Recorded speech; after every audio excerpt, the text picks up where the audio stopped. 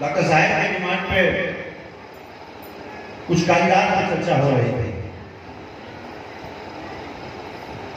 तो इकबाल जी ने कहा, हालांकि मेरा मन तो नहीं था, क्योंकि मुझे ये महसूस हुआ, कुछ पता भी लगा कि जो थोड़ा सा अच्छे पढ़े लिखे थे उनको तो वो समझ में आया था, बाकी लोगों को समझ में नहीं आया। लेकिन इकबाल जी ने कहा सरकार थोड़ा सा उठाए थे तो उसको थोड़ा सा आगे बढ़ाया जाए तो अच्छा रहेगा। हमने कहा ठीक है, कोशिश करते हैं। तो उस कालिदास के लिए लाइन लिखी थी, क्या थी अशोक जी, याद है आपको?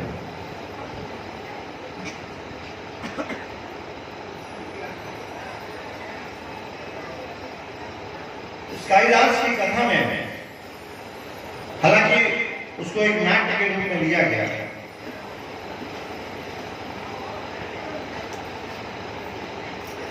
और कालिदास के जितने भी काव्य लिखे गए, सब कुछ किसी के पास है इतिहास है।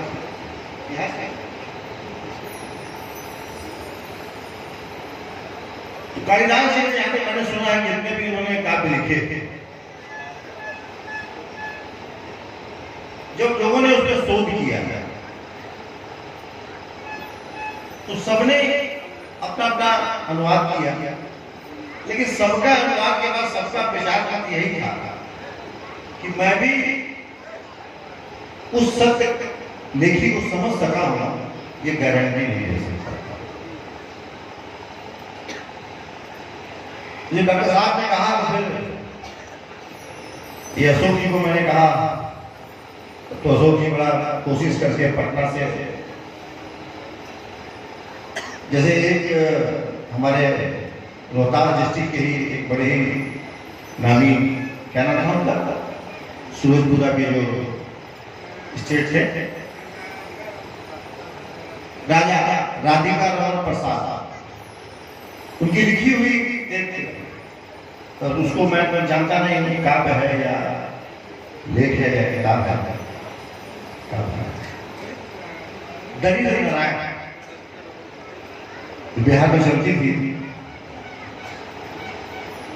अभी नई फिल्म आई थी कल की, उसमें एक श्लोक बोला गया कलयुग के बारे में, आने वाला कलयुग कैसा था। तो मैं उस श्लोक को खोजने लगा, तो किसी ने मुझे बताया कि भागवत में है, किसी ने किसी ऐसे बताया।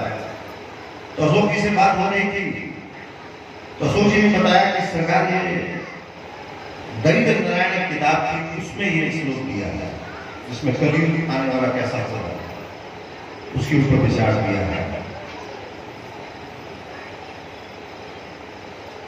तो जिस तरह से उन्होंने उस कलयुग के ऊपर एक श्लोक लिखा, जिसको समझ जाना बड़ा मुश्किल है, उसी प्रकार कालिदास जी ने जो काव्य लिखे, अनुवाद करने वालों ने यही कहा, जो मैं समझा वही लिखा, और यही सही है, जो मैं नहीं कह सकता। तो जब मैं उस पर अपने विचार से खोज रहा था, तो वास्तव में वो पूरा मेघदूत का वर्णन, मेरे ख्याल से जब कोशिश की मैंने, तो एक ही शब्द था, काम गुरुआना। उसी पे बोलते बोलते 3-4 घंटे बीत गए थे। तो उसको पता नहीं कितने श्लोक दिए हैं, कितने शब्द हैं। बात यही निकली कि कालिदास, मेरा प्रश्न है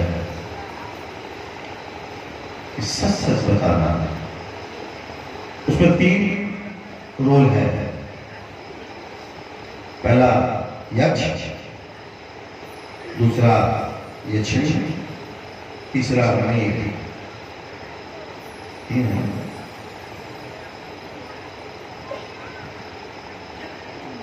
तो उसमें यही एक बार बार प्रश्न आया और हर संवाद के बाद वही आगे प्रश्न उठता था कि कालिदास सच सच बताता वो यक्ष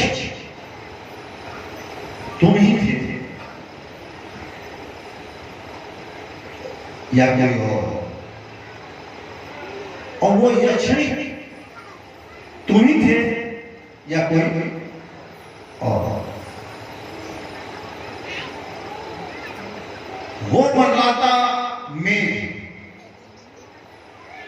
कोई मेघ था या तुम्हारा ख्याल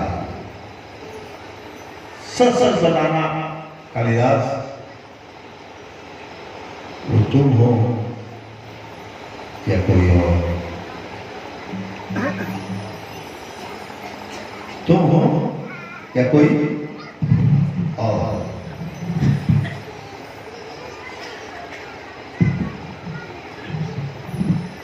ये किसके बच्चे हैं? ये बच्चे किसके हैं? इसके मम्मी पापा भी इतने शैतान है कि हाथ नहीं उठा रहे कि मेरे हैं। सच बच्चों के मम्मी पापा भी हाथ नहीं उठा रहे हैं कि मेरे हैं। सच बताना, बच्चे इतने शैतान हैं। सच बताना किसके और इसके पापा भी हमको साथ में मिले थे, वो नमस्कार नहीं किए, उनको तो डांट नहीं पड़ी, उनके बच्चों को जरूर पड़ेगी।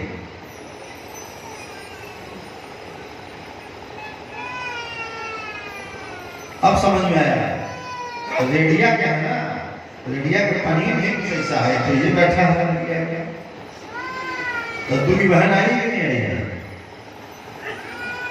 दद्दू की बहन आई कि नहीं आई है? कहाँ गए थे? आई नहीं की, आई नहीं की।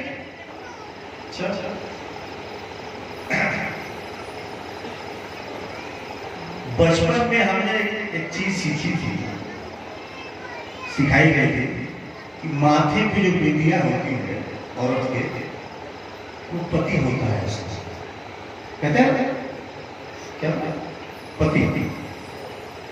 जब अशोक जी के यहाँ पहली बार हम गए तो जब दद्दू की बहन आई तो देखा बिंदिया लगी हुई थी। शिकायत बहुत सुनी थी, लेकिन मैंने कहा संभले हुए हैं, अभी है पति। एक बार खाने पे हमको बुलाया तो खाना खा के जब हम बेसिन पे हाथ धोने गए तो पति जी बेसिन पे लगे हुए थे।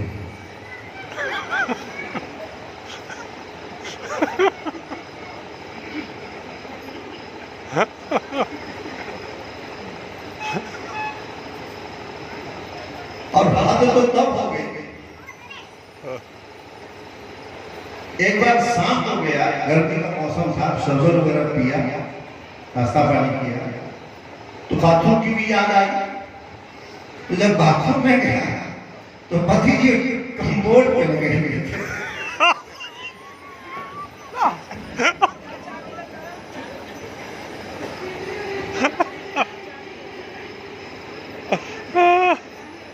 तो एरिया में उसमें होता रहता है।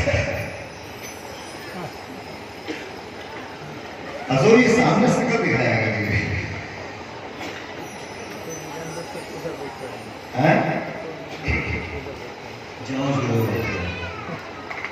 समझे ना जी? आप तो घर गए तो हम चेक करते हैं आप कहाँ कहाँ हैं।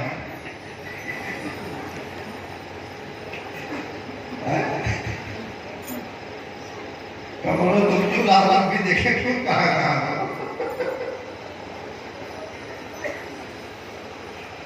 सब तो दबा के हंस रहे हैं, सब कमजोर रहे क्या?